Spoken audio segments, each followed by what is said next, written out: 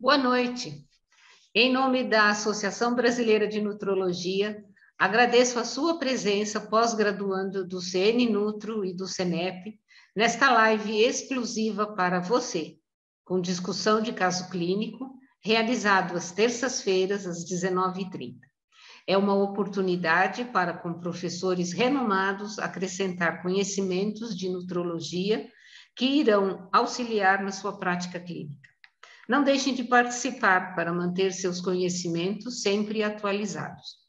E hoje, o nosso convidado é o Dr. Paulo Henquim. Ele é nutrólogo, chefe do Serviço de Nutrologia do Hospital Ernesto Dornelles, em Porto Alegre. É coordenador da residência médica em nutrologia no Hospital Ernesto Dornelles. Ele irá apresentar o caso clínico esclerose lateral amiotrófica, ELA, nutroterapia preventiva e terapêutica. Bem-vindo, Dr. Paulo Henquim. Obrigada por sua presença e pode iniciar a sua apresentação. Muito obrigado.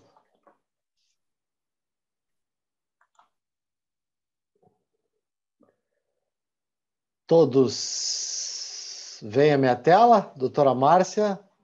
Sim. Perfeito? Perfeito. Bom, boa noite.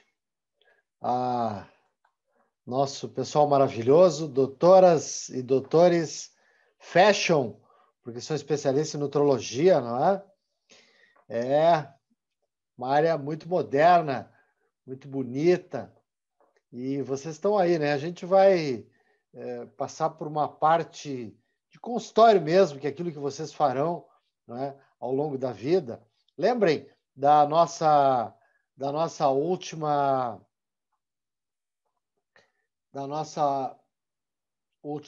aula, a gente falou de suplementação vitamínica, lembram?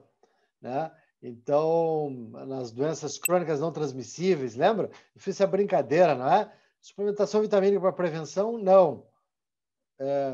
E para o tratamento?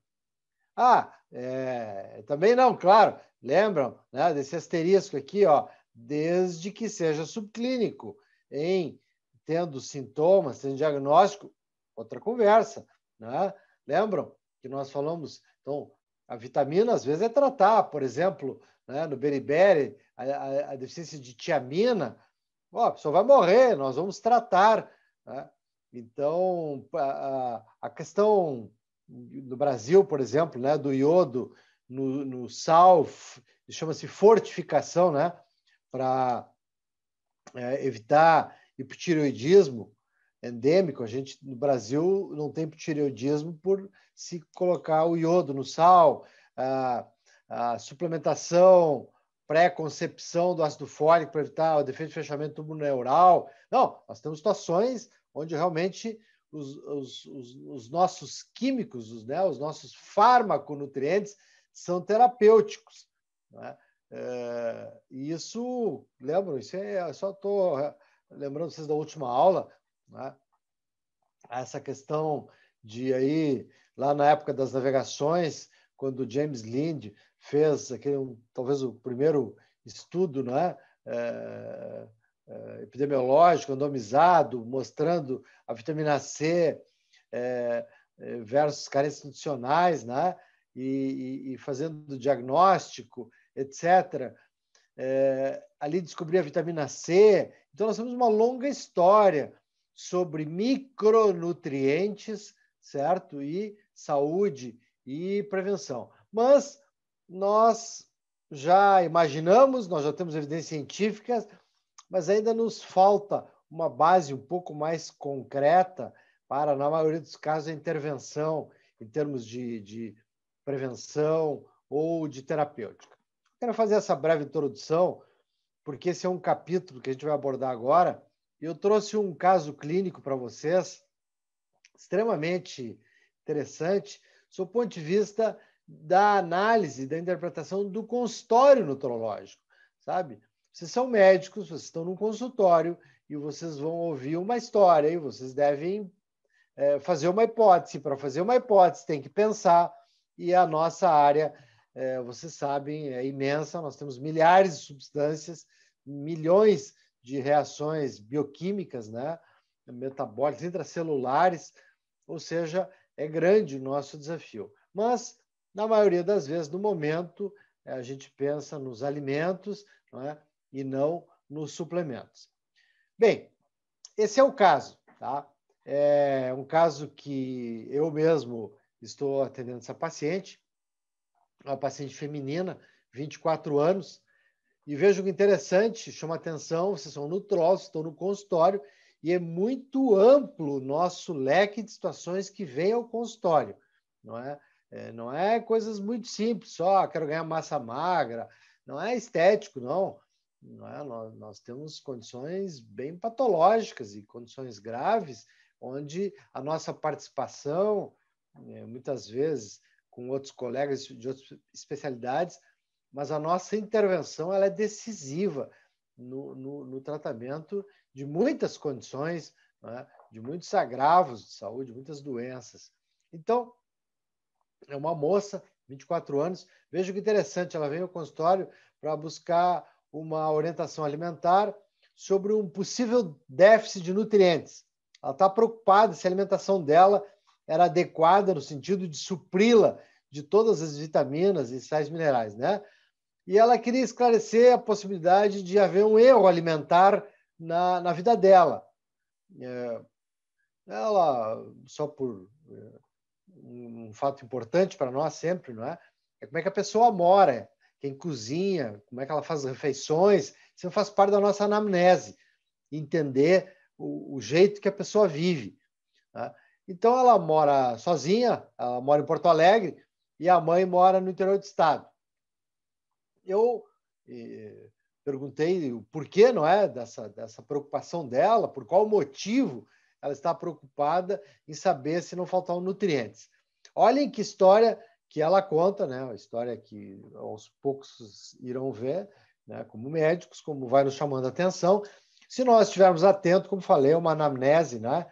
Que busca encontrar, né? Causa e efeito, nós buscamos alguma coisa com a nossa área de atuação. Então, ela diz o seguinte, que no dia 13 de dezembro, pontualmente, certo? Ela, ao subir a escada no prédio, ela é bancária, certo? Ao subir a escada no prédio onde ela trabalha, ela sentiu fraqueza na perna esquerda e falseou, subindo a escada. Ela entendeu que foi porque ela tem o hábito de sentar sobre a perna quando está trabalhando, deu essa explicação. No almoço, mesmo dia, então isso que foi pela manhã, no almoço, ela coloca bem assim, ao cortar um pedaço de carne, ela falta força na mão esquerda. Não consegue cortar a carne. Bom, fica preocupada, né? E no mesmo dia, então, ela procura um serviço médico de urgência, um pronto atendimento. E nesse pronto atendimento é solicitado uma eletroneuromiografia. No dia 4 de dezembro, isso agora, certo? 5 meses atrás, ela recebe o resultado da eletroneuromiografia, não tinha alterações nenhuma, uma eletroneuro normal.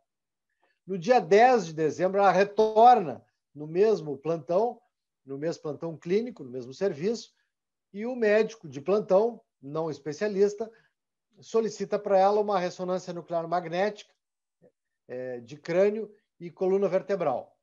No dia 21 de dezembro, ela já tem a ressonância que não mostra nenhuma anormalidade, não tem nada alterado na ressonância dela, né? Porém, ela segue com os sintomas, suspende o uso de transporte coletivo. Interessante essa colocação dela. Eu havia perguntado para ela como é que ela havia chegado no consultório e ela me disse que veio de Uber, Eu perguntei, ué, mas porque eu parei de usar ônibus porque ao subir e descer a escada do ônibus eu quase caía por falta de força na perna esquerda. Aí ela passa a usar Uber, né?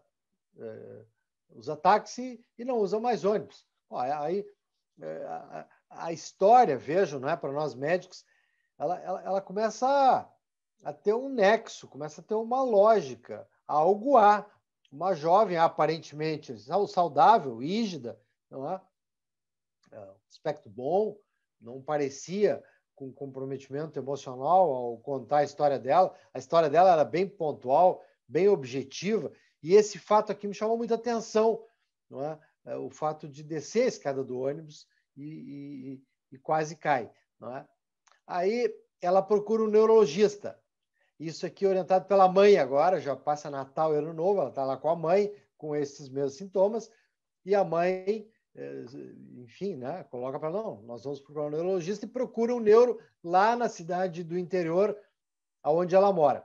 E esse neuro solicita, então, uma cintilografia de encéfalo, exames de análises clínicas. Isso no dia 5 de janeiro.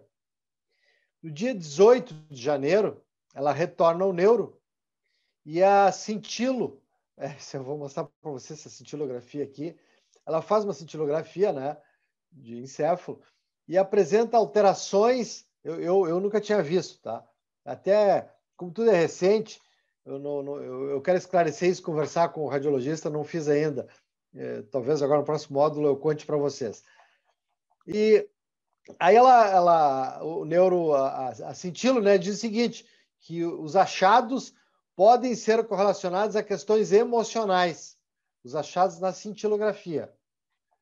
Bom, ela faz, então, ele solicita lá o hemograma, perfil lipídico, já vou mostrar para vocês, tá?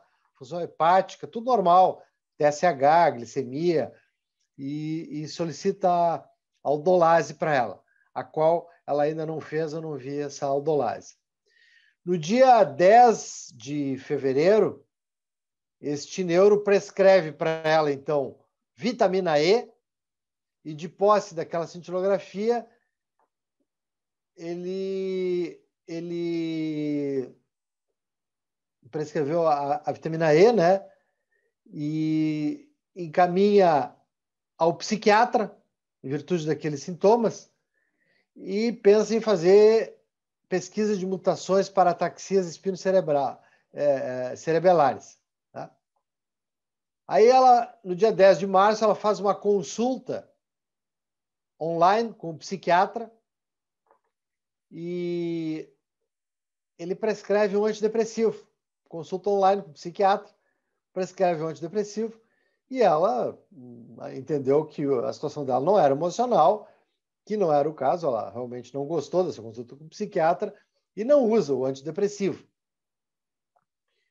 Aí volta para Porto Alegre, passa férias, essa coisa toda, volta a trabalhar, continua com os sintomas e no trabalho uma colega dela indica que ela procure um neurocirurgião. Aí no dia 24 de abril ela procura um neurocirurgião, por indicação dessa amiga, que esse neurocirurgião solicita uma seroplasmina sérica, tá? Que é uma proteína transportadora de cobre e também marcadora de inflamação.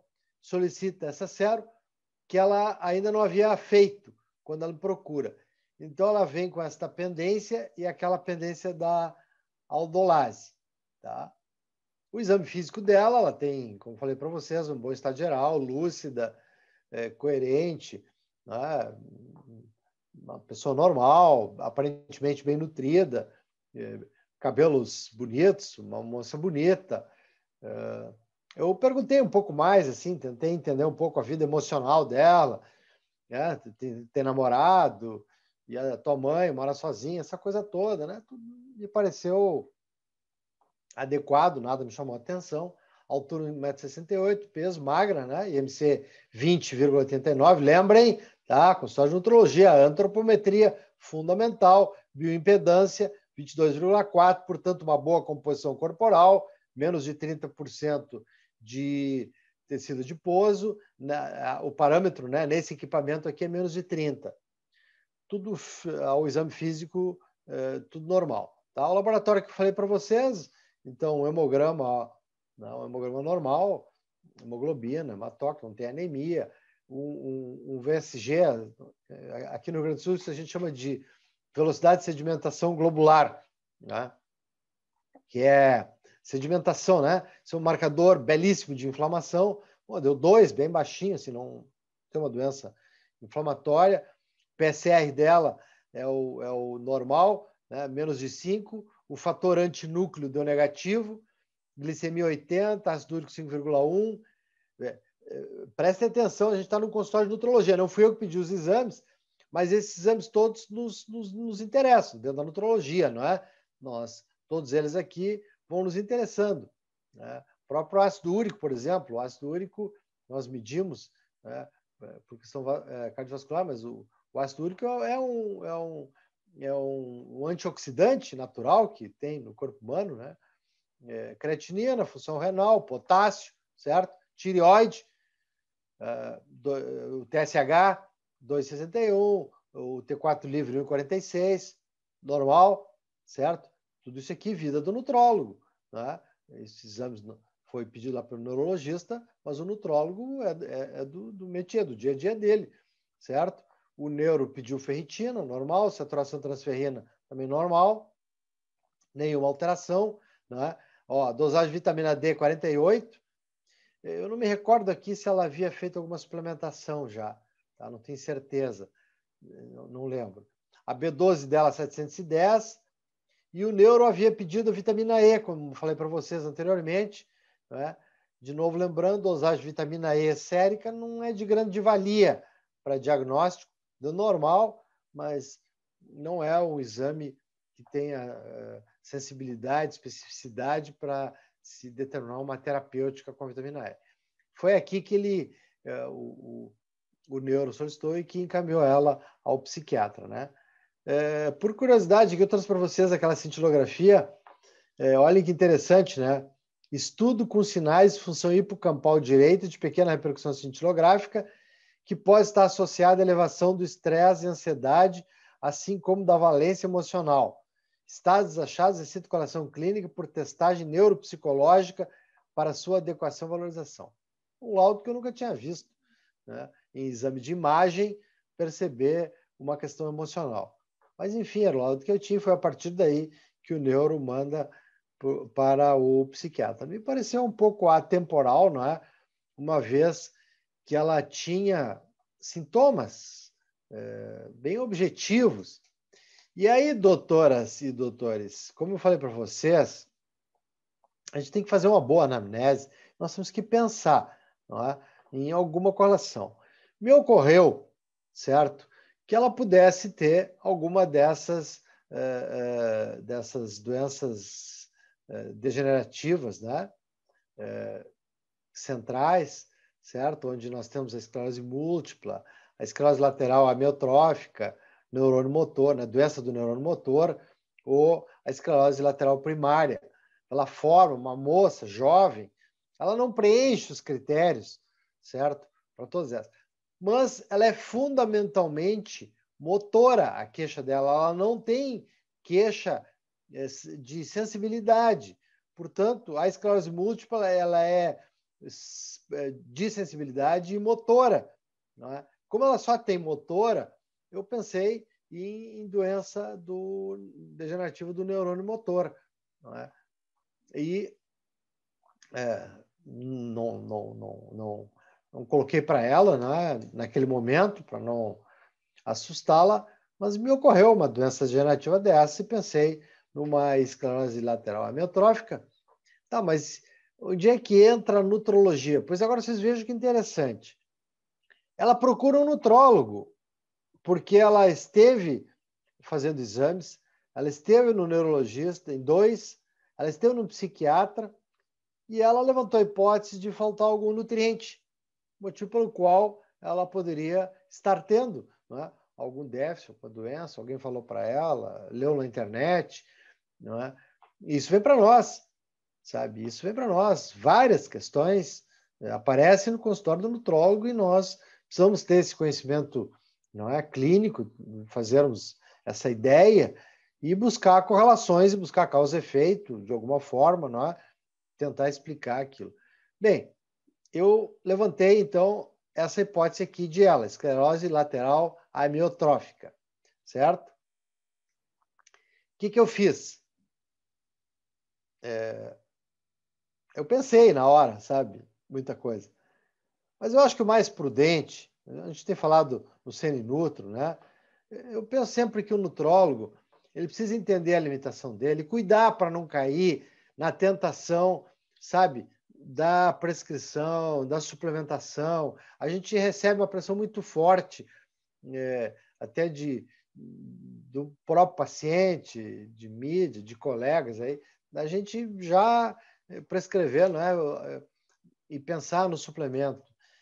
Sendo que as grandes evidências que nós temos são os alimentos, não é? Mas a possibilidade de ter um hábito alimentar errado, de ter déficit e de ter um impacto, né? E ter uma fisiopatologia e achar uma causa e efeito, sim, isso pode acontecer. É claro que a gente está falando aqui numa doença complexa, mas eu achei muito interessante dividir com vocês, porque isso também faz parte da nutrologia.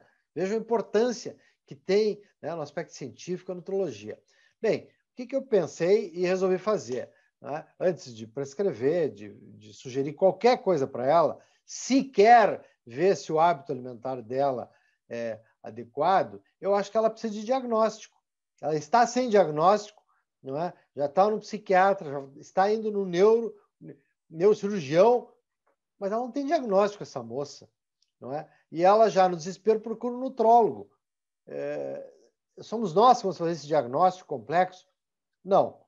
Certo? O que eu fiz? Eu telefonei para um neurologista clínico que eu conheço, contei para ele, ele achou o caso, que interessante, e me sugeriu que não ele, mas que um colega dele, neurologista clínico, com grande experiência em doença degenerativa, né, avaliasse ela, certo? Então, para fazer essa avaliação, o que eu pedi?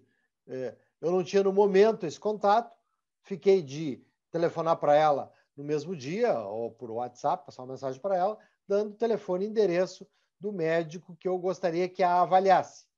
Então, esse meu amigo, que é um neurocirurgião, sugeriu que fosse um outro, não é? Com experiência em doença degenerativa, e buscando o quê? Avaliação, diagnóstico, e que depois disto que ela voltasse, certo? Até o momento, infelizmente, ela não aconteceu essa avaliação, tá? Já tem aí uns quase 30 dias que ela me procurou, e esse colega que tem experiência em doença neurodegenerativa, ele tem a agenda lotada e não conseguiu vê-la ainda. Hoje mesmo, ela tem ligado quase todo dia para o consultório, solicitando até outro nome, né? E eu disse, não, eu gostaria que este profissional te visse. Ou seja, nós também vamos conversar com outra especialidade e nós também, de posse de exames, de imagens, nós temos que conversar com quem interpretou aquele exame. Nós temos que conversar com o laboratório que nos mandou determinada dosagem e checar a validade, às vezes o método que o laboratório usa, se aquela dosagem pode nos auxiliar para diagnóstico ou não. Eu só quero com isso colocar para vocês assim o tamanho da complexidade que pode se tornar e seriedade e especificidade de alto padrão científico o consultório do nutrólogo, desde que ele realmente esteja imbuído, não é, da intenção de fazer ciência dentro da clínica de nutrologia, né, dentro do consultório. Bom, falar para vocês um pouquinho dessas questões, brevemente, tá?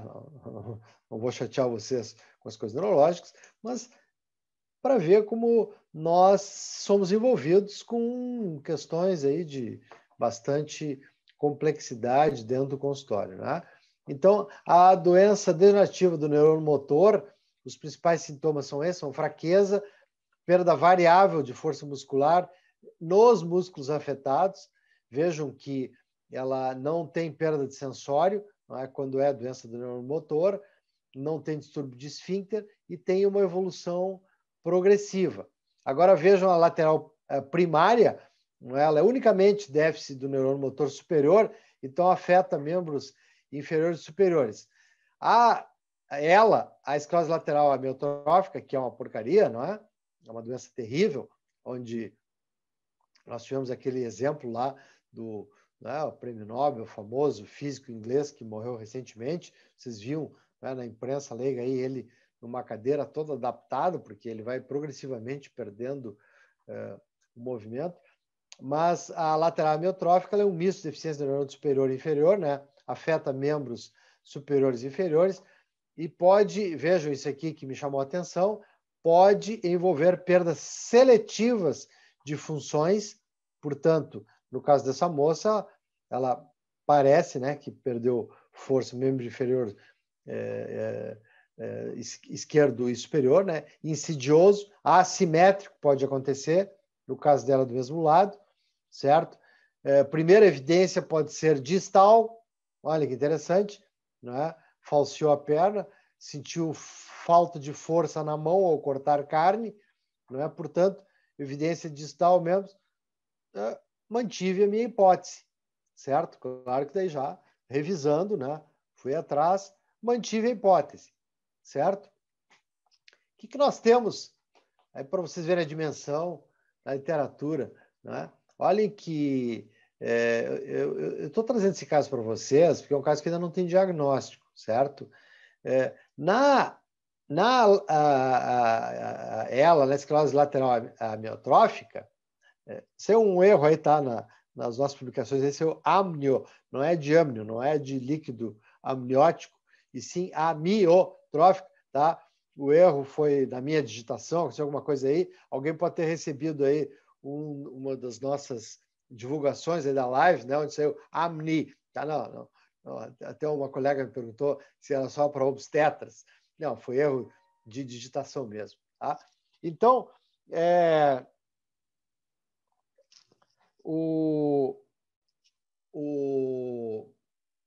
aqui, o ato do nutrólogo, já na doença avançada, sem dúvida nenhuma, tá?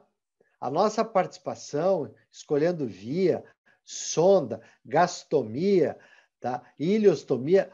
O nutrólogo vai atuar na ela. Bom, mas aí é lá adiante, e nós ainda não estamos falando nisso. O que eu trouxe para vocês, o que é óbvio, que é o suporte nutroterápico na esclerose lateral amiotrófica avançando, onde há paralisia de músculos de deglutição complexo. Sim, sem dúvida. Tá? Mas a questão que eu quero trazer para vocês é antes daquele estágio e é numa hipótese, isso não é uma afirmação que eu estou fazendo, mas nas causas dela, antes dela evoluir, não é? Desgraçadamente, para aquelas complicações maiores. Mas, vejam, na literatura a gente já encontra algumas coisas, como, por exemplo, aqui uma revisão sobre a epigenética, tá? Nas doenças neurodegenerativas. Ou seja, a nutrigenética, a questão da transcrição genética das proteínas envolvidas quando existe a cópia celular e o RNA mensageiro dá erro, não é? Onde a parte dos alimentos pode estar presente, pode ter significado e pode, talvez, não é, evitar uma expressão genética de uma célula alterada através, então, da epigenética meio ambiente, nutrigenética alimentos. Olhem, de novo, cuidados paliativos na esclerose lateral. Não tem dúvida, certamente nós vamos atuar, mas eu insisto, quero trazer para vocês o caso ter avançado ou antes de ter a doença, se numa prudent diet, se numa dieta de alta qualidade, existe a perspectiva de nós estarmos pensando em prevenir, por exemplo, uma doença degenerativa do sistema nervoso. Tá? Ó, e tem explicações para isso, certo? Por exemplo, na ELA, ok? Esta enzima, que é fundamental, que atua na transcrição genética, no DNA, ela pode ser alterada porque ela vai colar a proteína transportadora, ela vai se ligar com zinco e cobre. Numa deficiência, isso aqui é teste ainda laboratorial em animais e não em humanos, mas identificaram que déficit de zinco e de cobre, que são metais ligadores dessas proteínas, que a pessoa teria melhorado, o estudo, né? O animal não tem em humanos ainda, a pesquisa sobre a correlação de déficit de cobre e de zinco com esclerose lateral amiotrófica. Então, a superoxidismutase, ela é uma metaloenzima, ok? Por quê? Porque ela é a base de cobre e de zinco, e eles vão fazer a conexão, certo? Na proteína que vai atuar lá na cópia do gene, no RNA, na transcrição genética, certo? A superoxidismutase, vocês vão ver muito isso, né? SOD1 tem várias, certo? Versus a esclerose lateral amiotrófica, e essa hipótese levantada de uma correlação com déficit de cobre e de zinco, certo? Também encontrei uma correlação muito interessante, e a gente, tudo que mexe hoje, né? Vai falar em doença cardiovascular, falar em câncer, vai cair na questão da microbiota, vai falar em depressão, vai falar, né, em questões emocionais, microbiota. Futuramente, nós seguramente teremos muitas respostas. Isso aqui é 2021, ó, tá? Então, o papel da microbiota, certo? Como um ator principal, certo? Na esclerose lateral amiotrófica. Olha que interessante. Lembrem, microbiota depende da alimentação, parto, aleitamento materno, nutrologia, certo? Então, 2021, ó, microbiota e esclerose lateral amiotrófica. Aqui já, então, um doente mesmo, tá? A proposta que eu queria dizer para vocês também, que tudo que se fala hoje em doença cardiovascular e câncer sempre vai aparecer, né? A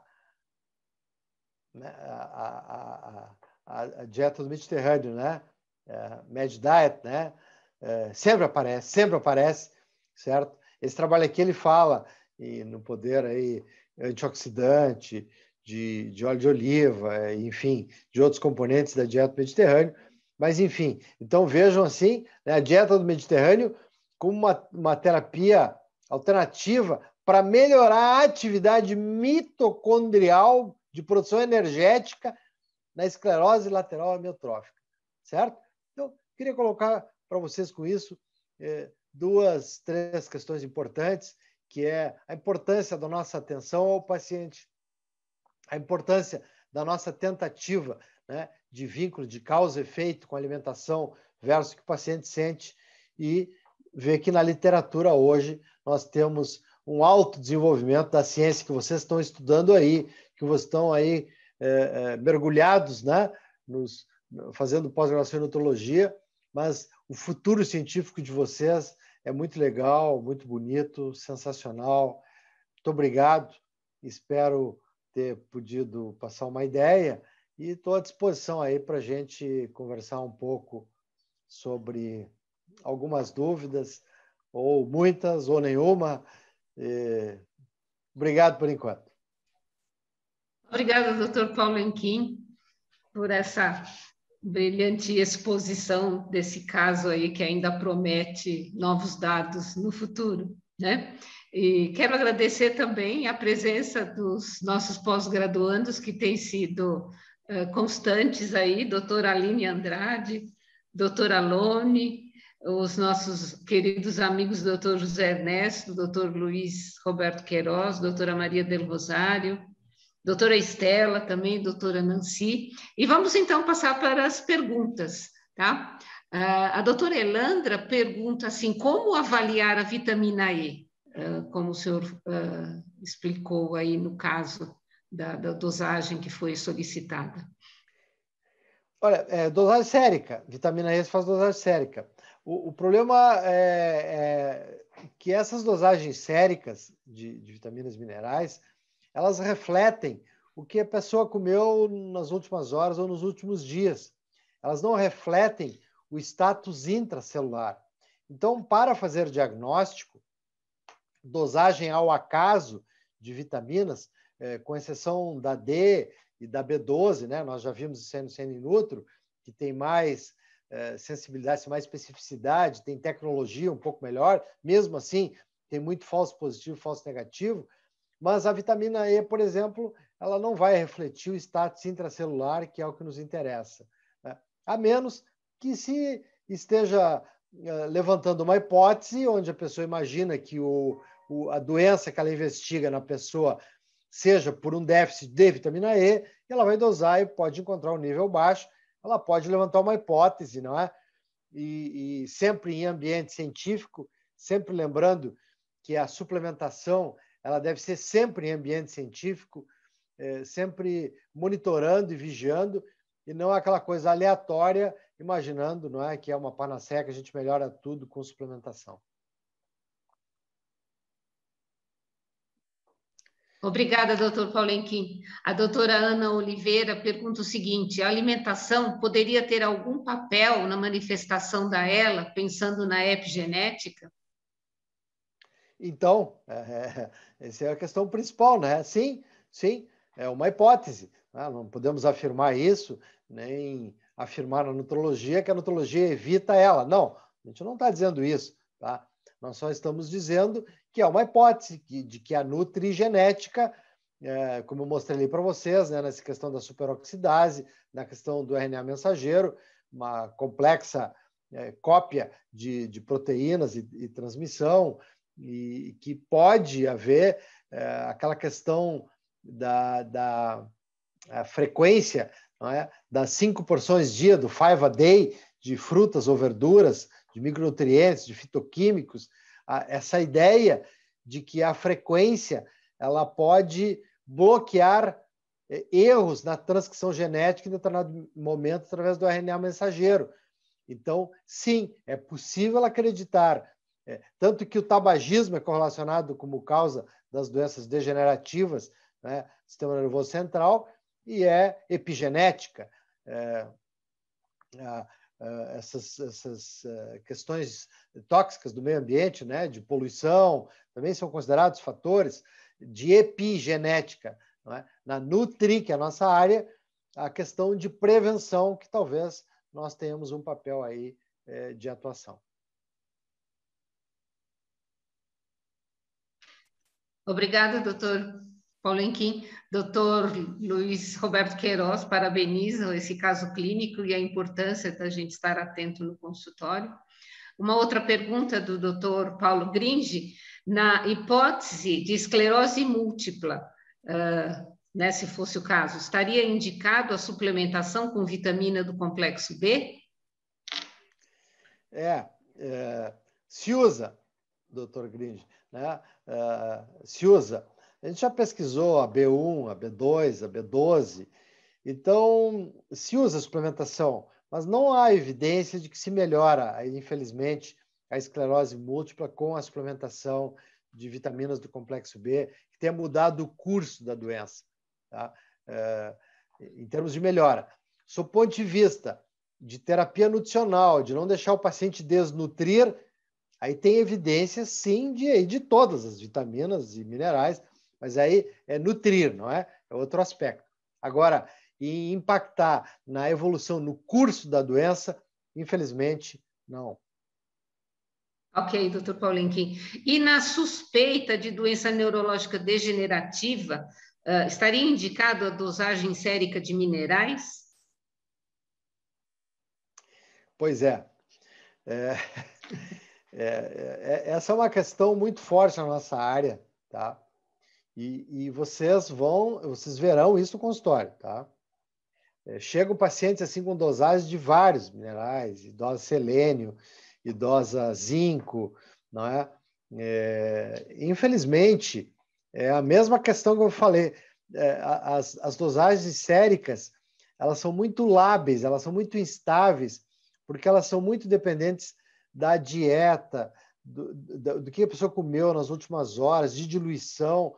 Ou seja, a tecnologia laboratorial disponível, não é isso aqui no nosso meio, não é? Mas isso é uma questão do mundo, da ciência. A busca é para o diagnóstico intracelular, do status intracelular dos micronutrientes e dos minerais. Assim que, de novo, não é? Dosar cobre, dosar zinco, claro que tem exceção, né? Dosar ferro, ferro baixo, vai correlacionar com ferritina, com saturação, vai fazer diagnóstico de déficit. A gente faz diagnóstico, sim, de minerais. Agora tem que ter cuidado. Então vai dosar zinco, vai dosar cobre. Precisa ter uma hipótese de alguma doença que o déficit de cobre pode estar correlacionado. Então, uma pessoa que tem uma doença pode sim fazer parte da propedêutica, não é? Dosar sericamente. Mas não... eu vou dar um exemplo para vocês assim, né? Eu vejo muito isso no consultório, que é a dosagem de CA 126, 125, aqueles marcadores de câncer, como screening para diagnóstico precoce de câncer. Não serve para nada. Isso não tem validade estatística epidemiológica, certo? Aquilo só serve para marcar quem já teve câncer, quem já fez tratamento para câncer e vai monitorar o reaparecimento do tumor. Agora, para diagnóstico precoce screening, não tem valor, né? Esses marcadores. É a nossa situação também, fazer screening com dosagem sérica de minerais para prevenção, para um diagnóstico ao acaso, infelizmente, não tem respaldo científico para isso. Depois é difícil Com exceção, correlacionar. desculpa, né? Ferro, sim, tá? São exceções os que têm valia para diagnóstico. Porque depois é difícil só correlacionar com o quadro clínico, né? Sim. Assim, vários parabéns pela sua exposição, pela aula. E uma outra pergunta da doutora Ana Oliveira. O senhor acredita que a dieta rica em carne poderia piorar o quadro inflamatório e, por outro lado, a dieta plant-based poderia ter um efeito protetor? Essa pergunta, tem alguém da Branca que está fazendo essa pergunta aí. Essa questão das carnes, assim, sabe, isso realmente é um assunto, eu acho, um grande desafio, tá? Acho que falar sobre proteína de origem animal, eu acho realmente um grande desafio. Existem muitas questões aí, até ideológicas envolvidas, tá? Mas, não, eu não acredito que uma dieta rica em carne seja inflamatória, tá? O que eu acho que pode, se é que dá para falar isso, né? Outro dia, um imunologista aqui em Porto Alegre pediu para discutir um pouquinho mais comigo essa questão de dieta pró e anti-inflamatório, porque ele trabalha com fecundação, né, artificial e tal, e tem gestante que perde o nenê porque leem aí por aí sobre a questão de fazer dieta anti-pró-inflamatória. São hipóteses científicas, tá? Agora, as carnes, o que eu acho que pode ser, se é que nós vamos acreditar, né, na questão pró e anti-inflamatória, eu acho que isso é bastante válido, não é? De ácidos graxos pró, ácidos graxos anti-inflamatórios, acho que sim. Acho que nós devemos equilibrar uma dieta, mas eu acredito muito mais, se é que eu posso avançar na questão de pró-inflamatório, eu acredito muito mais no erro alimentar, na falta de nutrientes, do que num causador. Ou seja, nós não temos um bandido e nem um mocinho na alimentação. Nós temos um conjunto, certo? Então, a plant-based, isso é uma coisa muito interessante, porque quando a pessoa opta por ser vegetariano e elimina as carnes, por exemplo, ele muda muito a vida dele. Para de fumar, passa a andar de bicicleta, caminhar, emagrece, passa a comer frutas e verduras que não comia antes, aí o perfil metabólico melhorou. Ah, foi porque parou de comer carne. Não, foi porque ele melhorou o estilo de vida dele. Também mudou o estilo de vida, com certeza. Muito bem, doutor Paulo Henquim. Foi uma noite muito gostosa, uma discussão excelente. Agradeço a sua presença e a de todos os pós-graduandos e amigos que nos acompanharam. E, pelo horário, nós vamos ter que encerrar agradecendo e passo a palavra para suas despedidas. Muito obrigada. Muito obrigado, doutora Márcia. Pô, brilhante sempre. Obrigado aos nossos colegas todos, nossos alunos. Parabéns, Abram, doutor Durval, aí, todo o pessoal que criou essa hipótese, essa possibilidade, né, da gente fazer discussão de caso clínico. Acho que isso é muito legal. E eu também gostaria, depois, que vocês me mandassem hipótese também, diagnóstica para esse caso aí. Eu aceito, tá? Sugestões e críticas às conduções aí. Acho que é legal também vocês participarem, dando a opinião de vocês também, aí pelos canais da Abram ou diretamente conosco aí. Mas é legal todo mundo participar também dessas discussões. Esse é um caso aberto, não tem diagnóstico ainda. E você depois nos informa a evolução do paciente para a gente continuar acompanhando. Certo. Boa noite a todos, boa noite, doutor Paulo Henquim, muito obrigada. Obrigado.